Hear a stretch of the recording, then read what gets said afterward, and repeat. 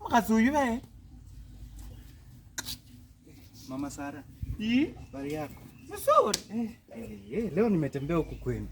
Baba, na ukana mwafuli mzuri. Unaona wapi mwafuli? Weather. Uone nimebeba hata majacket nini. Mvua ikinipata huku, nikuwe nimejipanga vizuri. Mwanaume tu unatembea tena mwafuli papa.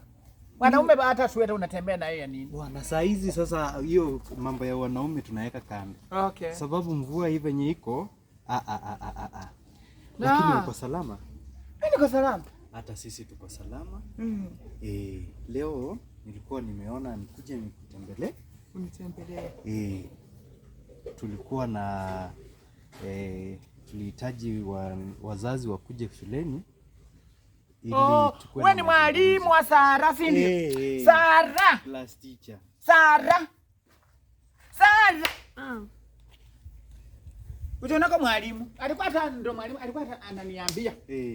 Saa alikuwa ananiambia alipita, alifanya mtihani vizuri. Sasa anataka tuende kesho shuleni. Nikamwambia ni sawa. Nitaanza wakati ambapo mota itayoyoma. Sasa ndio nilikuwa nangoja mota yoyome alafu nikuuche kesho. Amekwambia amepita mtihani? Ameniambia amepita mtihani. Sara. Amefanya vizuri sana, wanataka kumtunuku. Mulifanya mtihani gani? Sisi tunangojea kufanya end wiki ijayo. Mtihani gani mmefanya? Mami. Ulikuwa unanidanganya? Hapana mama. Mami. Ulikuwa unanidanganya? Hapana mama, uliniambia nini? Ulisema uende kesho shule. Nifanye nini? Mwendo. Kachula, nifanye nini? Nikutandika mbele ya mwalimu wako. Ama alikosa shuleni mwalimu? Shuleni tumekuwa hii wiki tumekuwa na madaktari. Hao madaktari wamekuwa wakifanya uchunguzi na kutokana na hayo tulipata msichana wako ana ujauzito. Ujauzito mwalimu, unamaanisha nini kusema ujauzito? Ana mimba.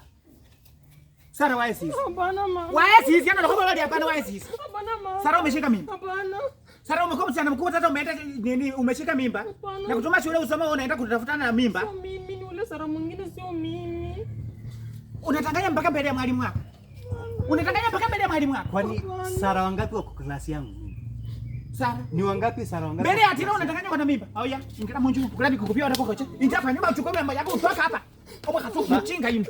Ingia munju kula bikukupia. Kaka mbili mwalimu rai. Toka. Sikiza kwanza. Ingia kwa nyumba. Mara moja mbili tatu uko umetoka uende kwa mwenye alipea mimba. Mwaka mchingo hizo ile skuli acha sana naiketa kwa sababu yimachinda.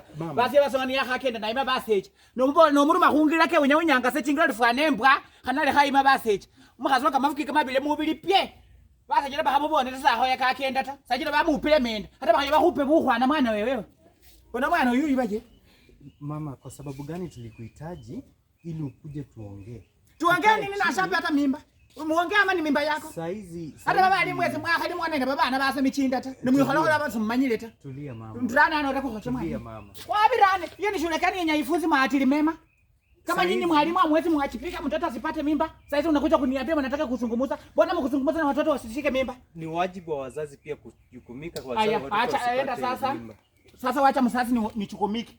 Sasa wacha niwachipike. Si umeleta ripoti yako? Kanyaka kupwa uende. Kendi wacha ni na yeye. Anakuja kuleta. Sara leleza mnenda. Nipaki mimi hapa mai nekutia bindu nandi kulipira sikuli visa jo selese. Otata mwana wanya kuibulira muno. Sasa ndukula leo nipasi bindu ndukula leo mwana basa baba ichukuru. Sara ba kabe untu byoro kokoche. Makanga kabita katatu aba wachire. Habili aba wachire yani.